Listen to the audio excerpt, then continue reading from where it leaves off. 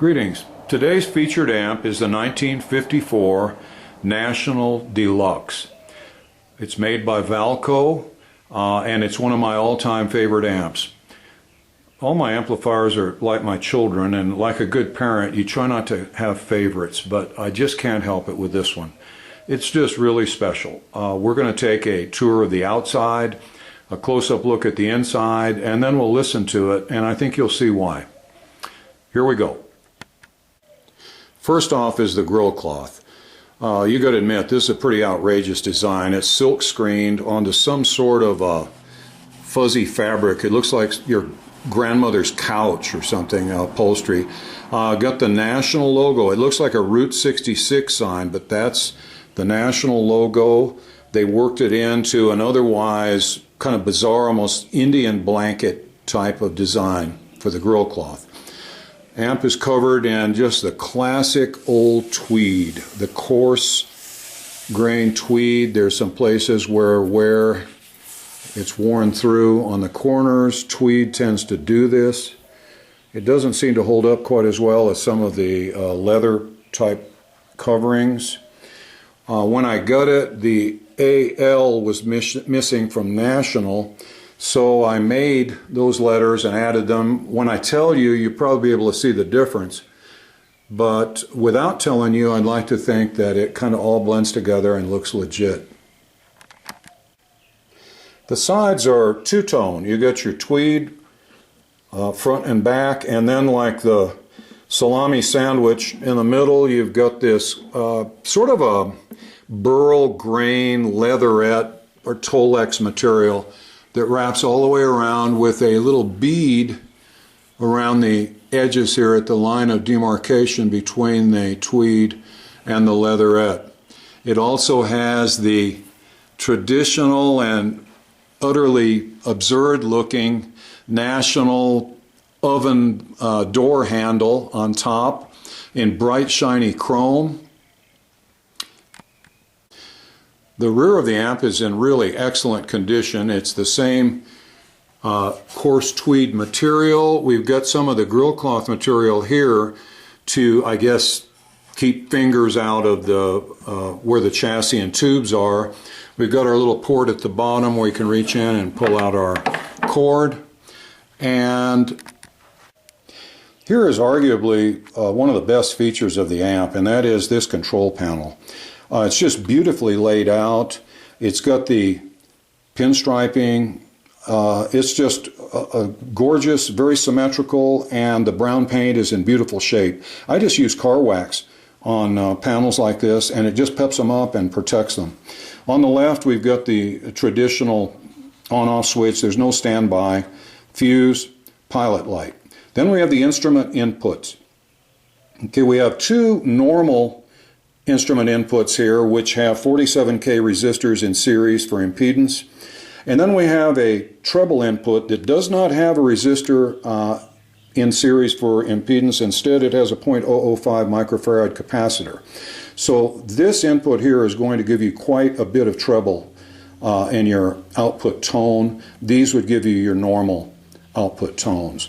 We've got our tone control here and volume control with these just fantastic old ivory chicken head knobs.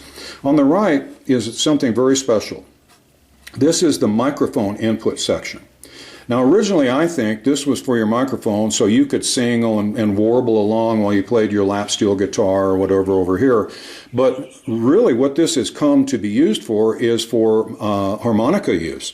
The microphone on the harmonica, you plug it in here and get all sorts of extra gain. For reasons we will see when we look down in the chassis, this input has about twice the gain of this input, and it really suits harmonica players and makes this just a really great harmonica amplifier. And you have your own volume control here for your harmonica or microphone input. Down on the bottom we have the standard Valco ID tag X34 on this one, which tells us when it was made. One of the beauties of Valco amps is if they have this tag still intact, you can go on the internet and find out when the amp was made. Okay, One last look at that lovely oven door handle. And now we're going to pop the back off this beast and see what makes it tick. Here we are with the back off. This is a rather light amplifier, probably less than 20 pounds. Part of it has to do with the fact that majority of the cabinet's empty, and the wood that's used in the cabinet is fairly thin plywood. No particle board in these, thank heavens.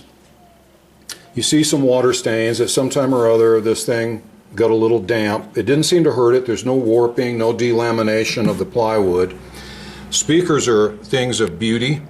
You see that it's a 550-19 and a 550-20, which is a matched a pair of probably around 6.5 by 11 Rolla elliptical speakers. The date code is 285 is Rolla, 1953, the 17th week. So these speakers are made in 53 and then used in an amp that was sold in 1954, which is fairly typical. Notice that the output transformer is attached to one of the two speakers. The chassis is nice and clean and neat. The tubes are, we have a 6 AX5 rectifier, two 5881 output tubes. We've got a 6 SL7 phase inverter and two 5879 preamp tubes. Now here's the key to why a microphone section input has so much more gain. When you use the microphone input, you use both preamp tubes. The microphone input will come into this tube, which then goes to the second preamp tube, goes to the phase inverter, and then to the 5881. So you're going to have an extra step, a stage of amplification if you plug into the microphone section. Now if you plug into the instrument section, you'll come down here and just use this single 5879 preamp tube, and you'll get a lower overall amplification. Pretty crafty. And like I said, if you plug the guitar into the microphone section, you better be careful with the gain controller. You'll blow out these lovely original Rolla speakers. One thing, if you look in here, you notice there's no waxy capacitors. It was full of them when I got it. And I tend to leave original capacitors alone if I can. I think that's just part of the originality of the amplifier. But let me show you what the original capacitors look like, and maybe you'll understand why I did this. Okay, here's some of the original waxy capacitors. As you could see, they're melting, they're bubbling, look like old sticks of dynamite, and probably with about the same effect if they shorted out. These just look troublesome to me. These didn't look like healthy capacitors. So I went against my inner instincts and replaced them with modern capacitors that are going to give the best possible sound for the longest possible time. Looking back at the chassis, a couple little design quirks that are interesting is a nice shield here for your three inputs. They did not do individually shielded inputs like we do, where you have the grounding leaf that touches each of them. Instead, they just shielded all three of them. I don't know if maybe they hadn't thought of this back then with the little grounding leaf, or it was just cheaper to do it this way. I kind of doubt that. Oh, look, there's the grounding leaf right there. So we know they had the technology, but for some reason they chose not to use it on these three. Okay, some good size resistors. Everything looks neat and clean. Little tiny bit dusty on the bottom. I guess my housekeeping is just not quite what it used to be. But you got to admit, pretty snazzy and nice shape. Let's button it up and see how it sounds. Okay, here we are with the 1954 National Deluxe, all buttoned up, ready to go. I'm going to do a little comparison between the normal input and the treble input. This will be the normal input.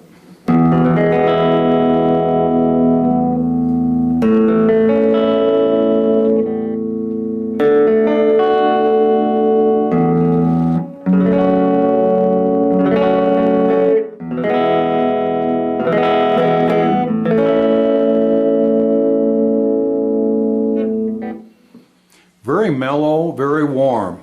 Now I'm going to switch to the treble input. Okay, here we are in the treble input. I think you'll notice a little difference.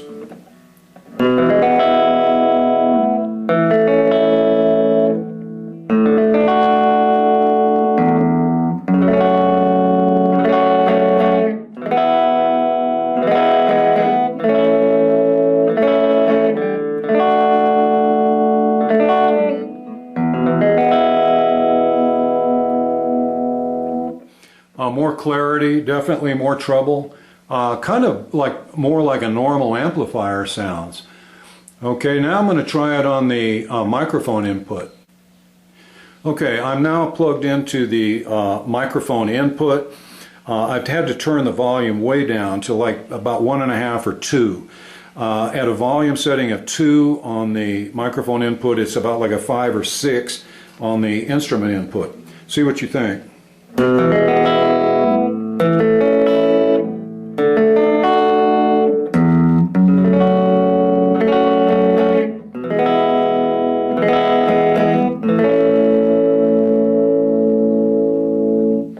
Besides the increased gain, I think that the tone is sort of a compromise between the instrument normal and the instrument treble.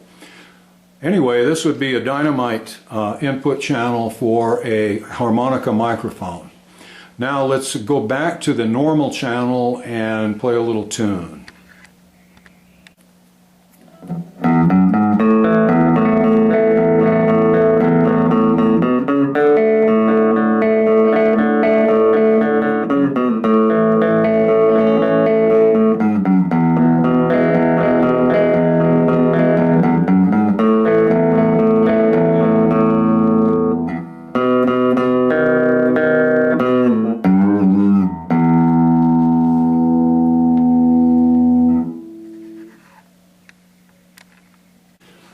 Here's a tune in the treble channel.